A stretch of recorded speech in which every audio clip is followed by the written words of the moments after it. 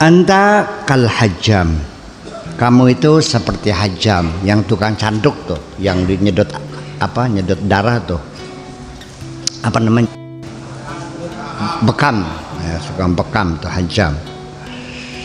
Kamu itu kayak tukang bekam, tukhrijud da min ghairika, kamu nyedot darah penyakit dari orang lain.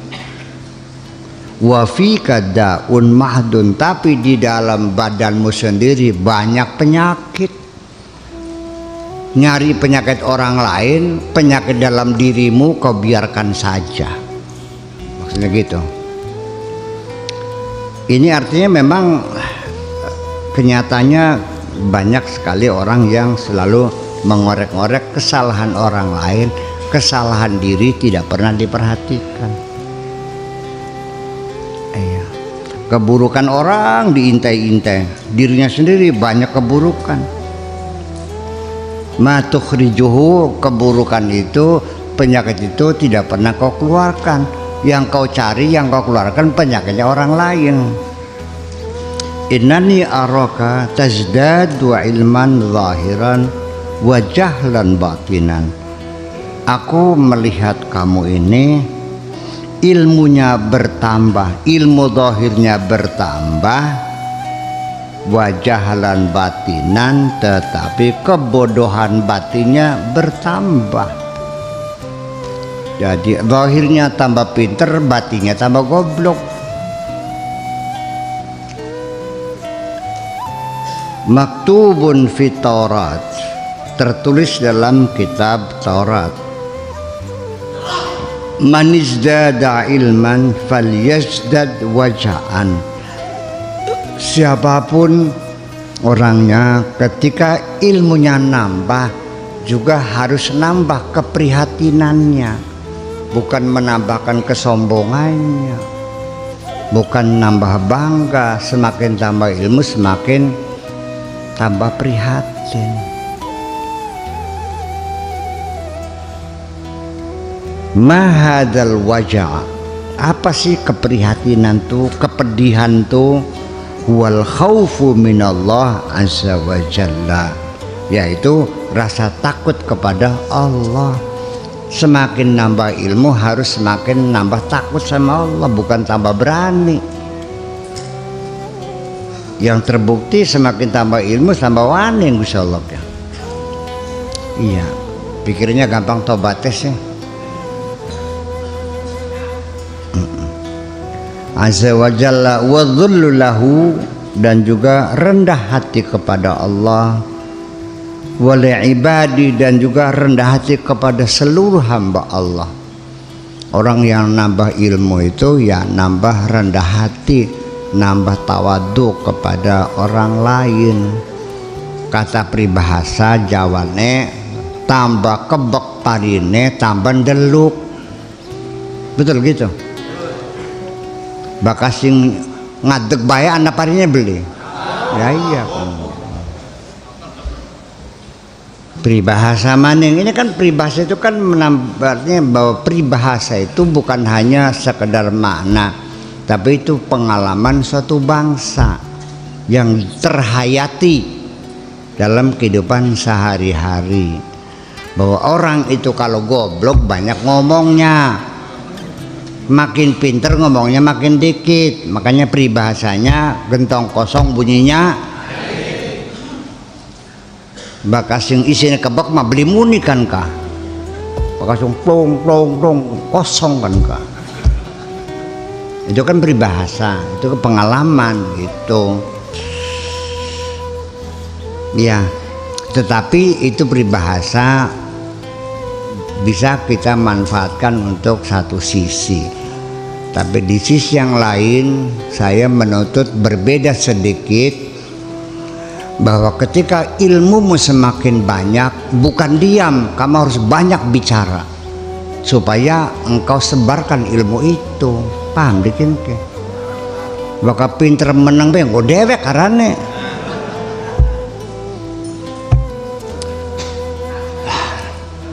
Kalau orang banyak ngomong, sedikit kerja, namanya beo. Kalau banyak kerja nggak ada ngomongnya, namanya maling. Jadi kita harus banyak kerja dan banyak ngomong. Itu.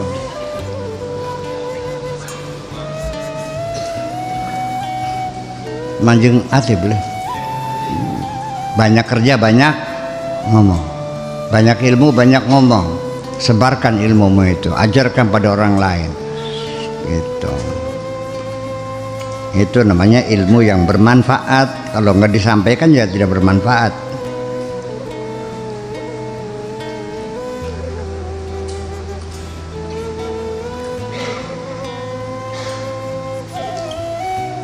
Idza lam yakun alima, kalau dia memang belum berilmu, belum tahu, ta'allam, belajar. Idza lam yakun laka ilmun wala amalun wala ikhlasun wala adabun wala husna dhannin bisyuyukh. Kalau kamu itu ilmu enggak ada, amal enggak ada, wala ikhlas, ikhlas juga ada. Ilmu enggak ada, amal enggak, ikhlas enggak, wala adab, tata krama langkah, songong bae sedina-dina, wala husna dhannin, dia juga praduga baik juga enggak punya, curiga aja kerjanya, wis goblok, amal beli, ikhlas beli, songong pisan,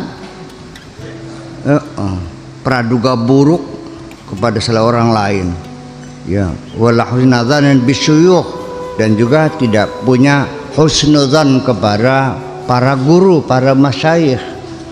Iya, syuyukh itu ibaratnya guru lah kalau di sekolah formal mah, ustaz. Kalau di ruhaniyat namanya asyuyukh atau al-mursyid. Gitu. Fa kaifa yaji'u minka syai'un, bagaimana engkau mendapatkan sesuatu, dari mana? Ilmu langka, amal langka, ikhlas langka, songong iya, jog-joget nemen. Mau dapat apa kamu, kan gitu. Ning syekh ngelawan baik, ngerasani pisan. Ya, tapi lamun sirang ngerasani kita kan, ora dosa ora. Orang tak supatani. Paling nyupatani majeng suarga sirah. Iya, serok. Rasanya nasa warga orang dosa orang. Halal. Iya. Itu mah untuk masyayikh yang itulah. Itu. Fa kaifa yajumi ka syai'un qad ja'alta hammaka ad-dunya. Semua cita-citamu, harapanmu, keinginanmu semua dunia saja. Mubeng ujungnya si tengkap siraknya. Wa hutamaha, dan runtuhan, gorekan intip baikan ka. Luru intip baik. An qaribin, tidak akan lama lagi, sangat sebentar sekali. Yuhalu bainaka wa bainaha, nanti suatu ketika engkau akan berpisah dengan hartamu itu. Semua yang kau kumpulkan akan kau tinggalkan semua, dan engkau akan kembali kepada Allah dengan tidak membawa apa-apa. Teka awak abang, balik awak abang. Paling hanya membawa selembar kain putih, kain kafan. Semua kau tinggalkan, termasuk istrimu yang masih cantik juga kau tinggalkan. Rumah yang kau bikin belum selesai, engkau sudah pulang, istrimu masih cantik, kawin lagi. Akhirnya yang menepati rumah yang kau perjuangkan mati-matian, yang menempati suami yang baru. Ada enggak? Iya, jangan sampai seperti itu nasibmu. Gitu.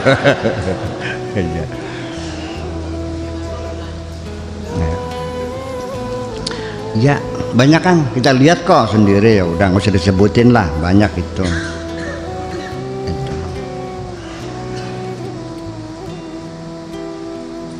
Lalu aina anta minal qaumi Lalu di mana posisimu? Seperti apa kedudukanmu dibandingkan dengan mereka orang-orang yang saleh itu? Alladzina hammuhum wahidun, yang mana mereka itu cita-citanya hanya satu, keinginannya hanya satu, harapannya satu. Yuraqibunallah azza wa jalla fi bawatinihim, mereka selalu dalam pengawasan Allah, mereka selalu mengawasi Allah, ya. Fi bawatinihim, di dalam batin mereka selalu ingat sama Allah, ya. Ketika melakukan apapun, dalam kesadaran mereka bahwa aku melakukan ini di bawah pantauan Allah semuanya, tidak ada yang tersembunyi. Kama yuraqibuna fi dhawahirihim, seperti juga mereka mengontrol, mengintai zahir mereka, selalu memonitor, mengontrol zahir dan batin mereka. Yuhadzibunal qalba, mereka didik hati mereka dengan baik. Kama yuhadzibunal jawariha, seperti mereka juga mendidik anggota badan mereka. Hatta idza tamma lahum hadza, kalau ini selesai dikerjakan semuanya, kafahum hammas syahwat, mereka lalu akan dicegah oleh Allah untuk tidak berlanjut mengikuti syahwat mereka. Artinya nafsunya volumenya diturunin oleh Allah, sehingga mereka bisa mengendalikan hawa nafsu mereka. Bi asriha, seluruhnya, hawa nafsunya, keserakahannya, segala macamnya terkendali semuanya dengan cara mengontrol, membersihkan hati mereka seperti membersihkan raga mereka. Tangan kita kotor, kita cuci. Muka perong, segera dicuci muka. Korong segera dibersihkan. Kopok dikureki semuanya. Jadi tidak ada kesempatan kotoran-kotoran itu melekat pada jasad kita. Hati mereka juga selalu dikontrol, selalu dibersihkan. Tidak pernah dibiarkan berlama-lama kotoran melekat di dalam hati mereka. Ya, hati juga ada kotornya, seperti baju kotornya, kaki nginjek tembelek, ya kan gitu. Tangan megang apa, ya, segala macam. Hati juga sama, bersentuhan, ya, nempel kemana-mana. Dan ketika tangan kita, kaki kita kena kotoran, kena ter, kena cat, kena lumpur, kena air panas, kita merasa tidak nyaman.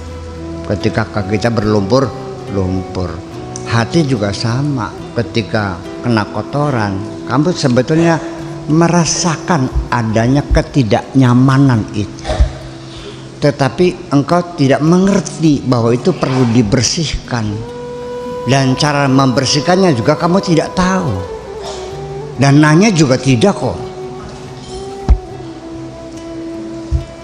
Apa sebab wis pinter kabeh sih barangnya.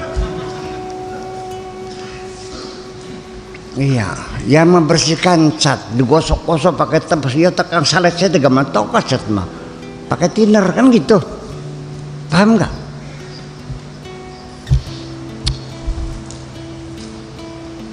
Pakai lipstick yang color stay, pakai sabun yang nggak hilang, ya ada obatnya, apa namanya bu? Aseton.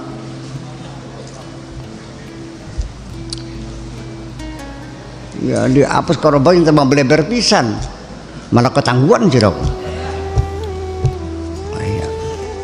Nah, itulah makanya. Jadi ya kita harus sebetulnya mah wudhu 5 kali itu hanya exercise kok, latihan seperti engkau membersihkan hatimu. Tapi ternyata ya enggak juga sih. Tiap hari kau bersihkan mulutmu sehari 5 kali ya.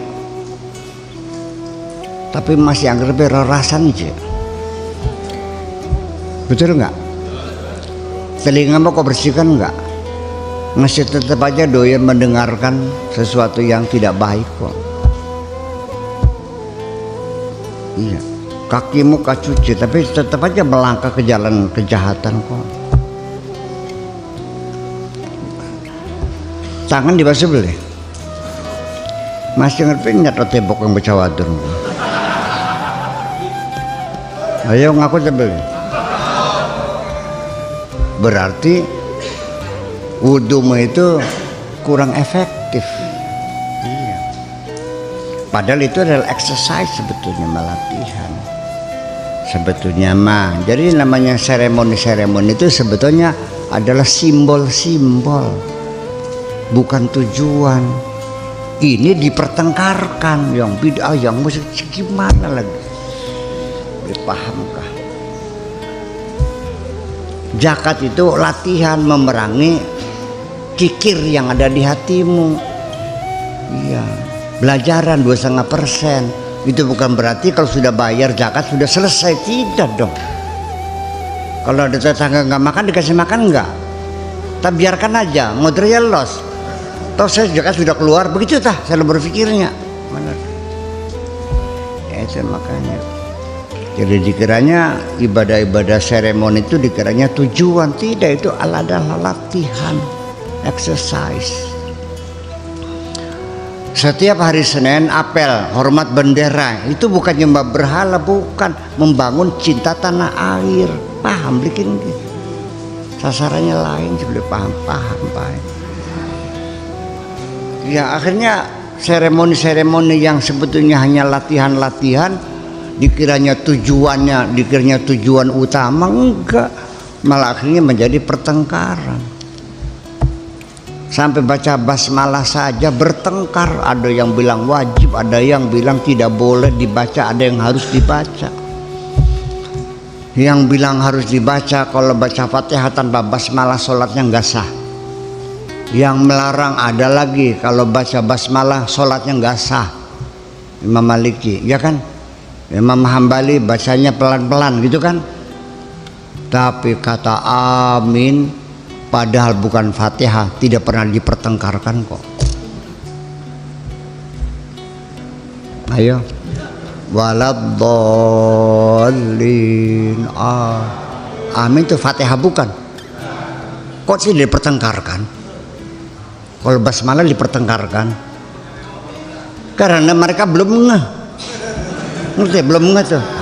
Iya, tidak tersadar. Makanya tolong nih dibahas Fatihah atau bukan. Saya bertukaran maning boleh.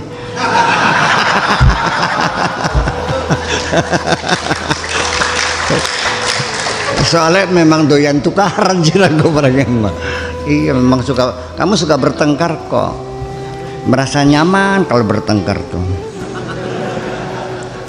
Gurih. Iya, bakal beli tukaran ku gatel ilate. Iya, ya sampai sekarang kok saya kan melihat di TV, di YouTube kan pada bertengkar saling salah menyalahkan.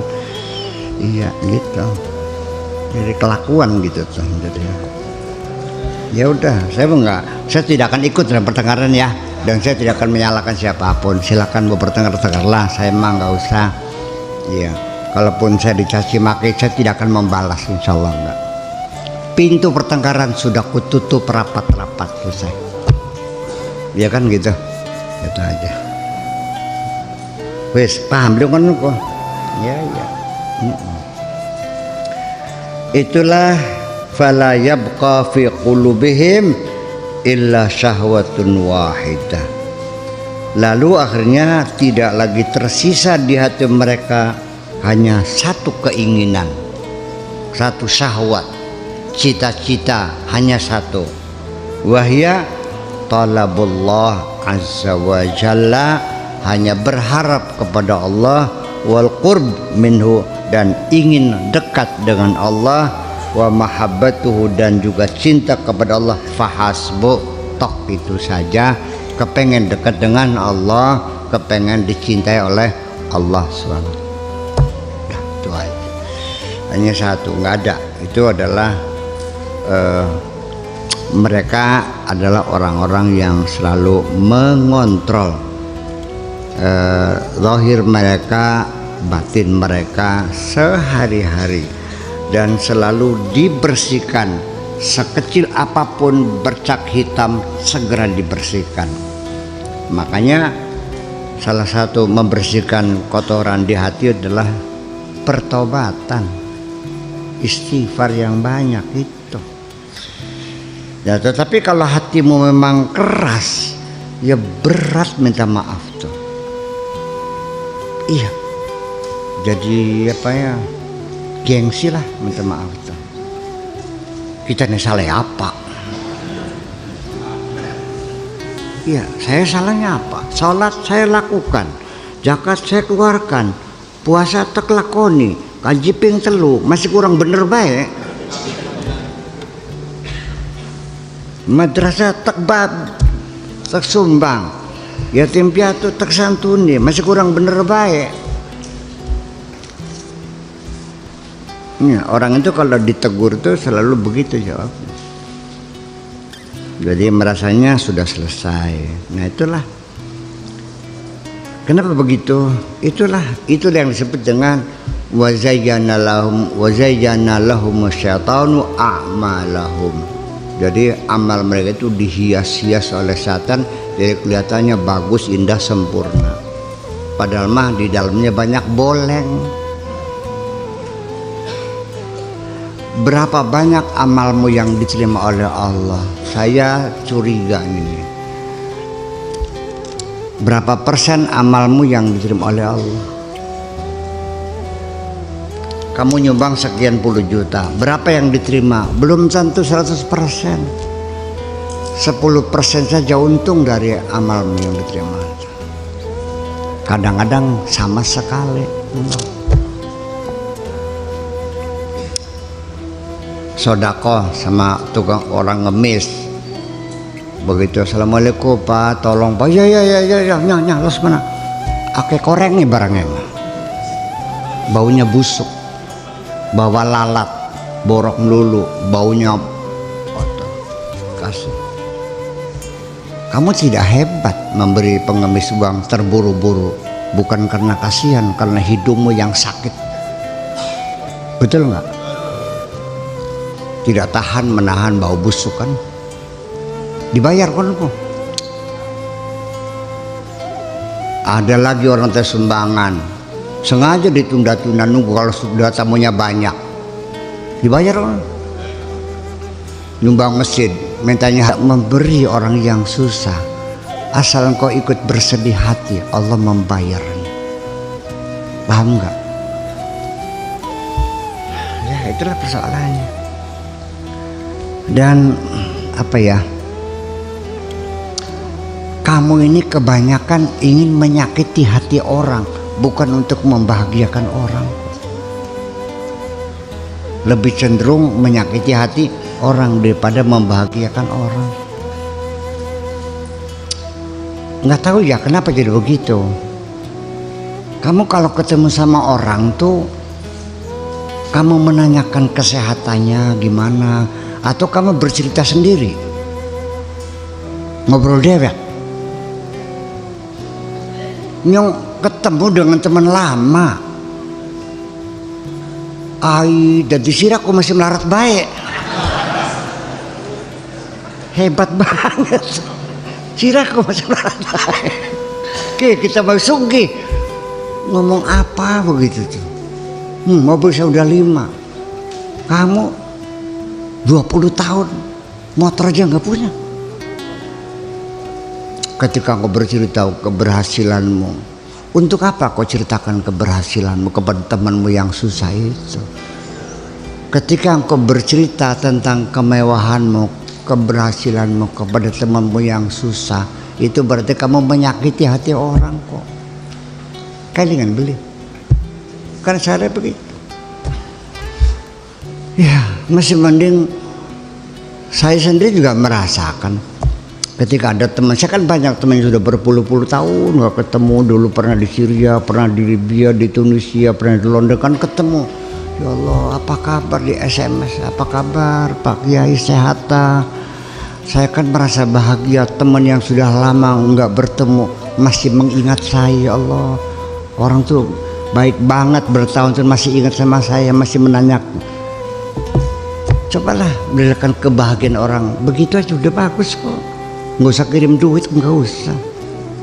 Nah kan apa kabar, Kang Latif waras. Sono kepriben kene, konangkan.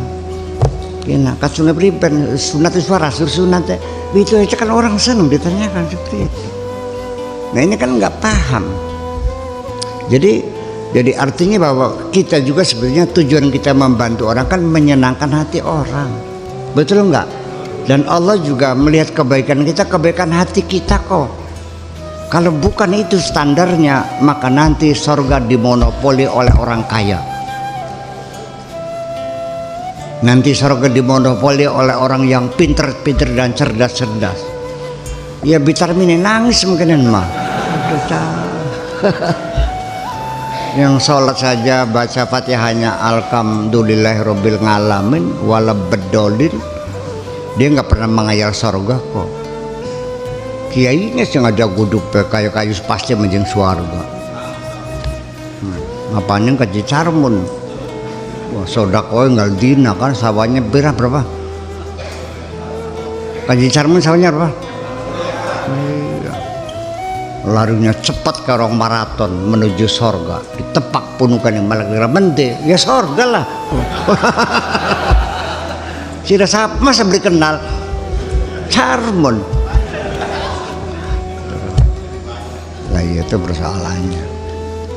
Hari bicarmi mau wong melarat ya, hari rembat selayag seloyog kedumel sampai malaikatnya juga nanyanya juga sopan banget, nok badeng pundi basan lagi. Lalu jawabnya bicaranya, ya lamun bisa mending suarga, pengen suarga, iya bakal bisa mah ya beli apa-apa. Bayangkan iya. Sementara bakal di Carmen masih ditanya sawahnya berapa, PBB-nya bayar enggak, pajaknya bayar enggak, mobilnya ngangkut siapa, wah tukang masuk dikasih makan apa, enggak masuk. Bareng bitu Carmen, udah sawah beli orang, sodako nol. Iya, mobil, boro-boro mobil melakukan serbetnya gak orang dua gitu. Ya wis mancingnya los, terus mancing, ngitung apa cemera sih lemah.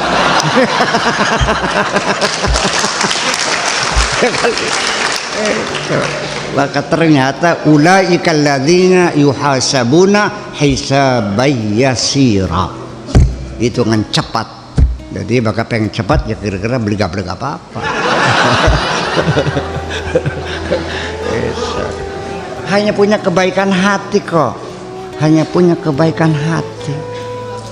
Benar, ini bukan kata Allah, yauma la yanfa'u malun, hartamu tidak ada manfaatnya, wala banun, anak putu, pasukan nggak ada artinya, illa man atallaha biqalbin salim, hanya dengan modal membawa hati yang baik.